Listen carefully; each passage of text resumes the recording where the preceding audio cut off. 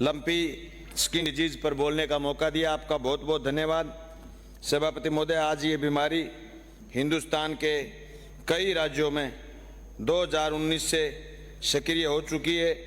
ये हिंदुस्तान के उड़ीसा में, आंध्र प्रदेश, बिहार, झारखंड, छत्तीसगढ़, पश्चिम बंगाल में, और ये आसाम, गोवा, गुजरात, कर्नाटक, महाराष्ट्र, तेलंगाना तथा उत्तर प्रदेश में, और हमारे पड़ोसी राज्य गुजरात, दिल्ली, कर्नाटक, हरियाणा में भी इसका खूब असर दिख रहा है। राजस्थान में बड़े दुख के साथ कहना पड़ रहा है कि हमारे आमदनी का 40% हिस्सा जो कि पशुधन से होता है, गाय उसमें सबसे महत्वपूर्ण फैक्टर है, और गाय का सबसे बड़ा डैमेज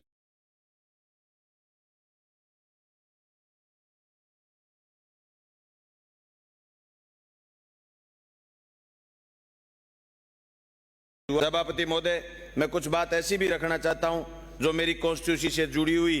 हमने जागरूकता अभियान चलाया, हमने जैसे कोरोना में कमेटी बनाई,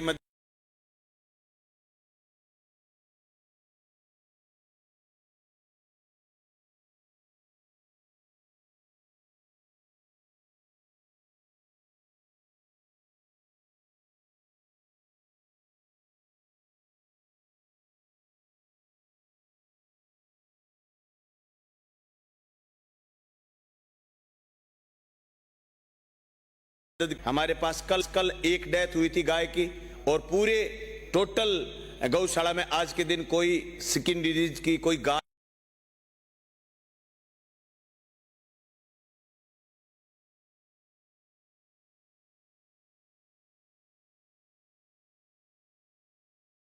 विभाग ने बहुत भाग करके काम करा, मैं उसका भी धन्यवाद करना चाहता हूं। सभापति महोदय, मुझे तो एक हमारे अभी मेरे से पहले साथी बोल रहे थे, ये कह रहे थे कि साहब बड़ी पड़ोसी मुल्क की साजिश हो सकती है। मुझे तो ये साजिश केंद्र सरकार की लग रही है। सभापति महोदय, डेनमार्क का दूध बेचना है, इसलिए 16 राज्यों में ये बीमारी होने के बावजूद इसको राष्ट्रीय आपदा घोषित नहीं करा। और मेरी मांग है देश के प्रधानमंत्री जी से, ये राष्ट्रीय आपदा घोषित करो। सिर्फ घड़ियाली आंसू बहाने से कुछ नहीं होता, गाय को घर में पालते हुए। और मैं तो मंत्री जी से कहना चाहता हूं, मंत्री महोदय, देसी गाय का संवर्धन करिए, उसकी नस्ल सुधारिए। ये जो कल एक एमएलए साहब गाय लेकर के आ गए थे, वो तो देसी थी नहीं। विधानसभा के आगे जो गाय ले आए वो तो अमेरिकन गाय पकड़ के ले आए, वो गाय भाग गई।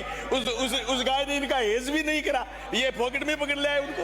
मैं कहना चाहता हूं सभापति महोदय, एक यहाँ इंजेक्शन का जिक्र करा गया है विधानसभा में, कई साथियों ने बोला गोट पोक्स। ये गोट पोक्स है क्या? गोट पोक्स बनाता कौन है? गुजरात में इनका कोई बड़ा सारा आदमी है, उसका गोट पोक्स में कोई वो है, जी यहाँ डॉक्टर थोड़ी है, तो एमएलए मंत्री है।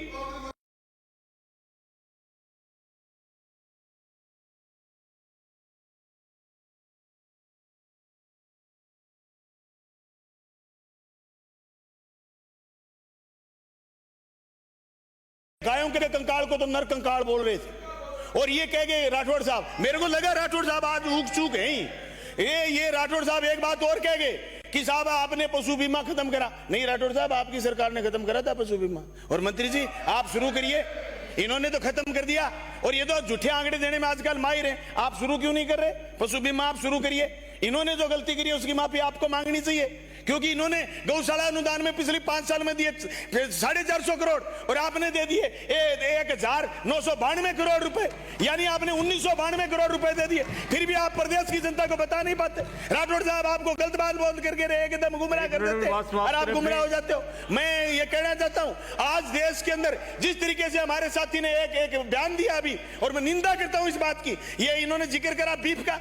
आज बीफ का व्यापार मोदी जी के देश में राज सत्ता में आने के बाद कितना बड़ा है, इस बात का आंकड़ा आपको जानने की जरूरत है। 14,000 करोड़ का बीफ का व्यापार था, जो 51,000 करोड़ तक पहुंच गया, ये मोदी जी के राज में आने के बाद हुआ है। और ये कह रहे थे, केरल का जिक्र कर रहे थे, इनके किरण रिजिजू जो केंद्र के मंत्री हैं, वो गौमांस का खुला प्रचार करते हैं और खुला खाने के हाँ करते हैं। गोवा में इनकी सरकार बची है गौमांस का नाम लेकर के। मैं कहना चाहता हूं, ये मुद्दा होना ही नहीं चाहिए। असली बात ये कि गाय को बचाया कैसे जाए, देसी गाय को कैसे बताया जाए, जिस गाय को हम गाय माता कहते थे उसका संवर्धन कैसे करा जाए, इस बात पर गंभीरता से चर्चा करके आपको गाय को बचानी है। हम सब मिलकर के गाय को बचाएंगे, बाकी फिजूल की बातों में कोई नहीं पड़ेगा। आपका बहुत बहुत धन्यवाद, शुक्रिया। बाबूलाल खराड़ी। माननीय सभापति।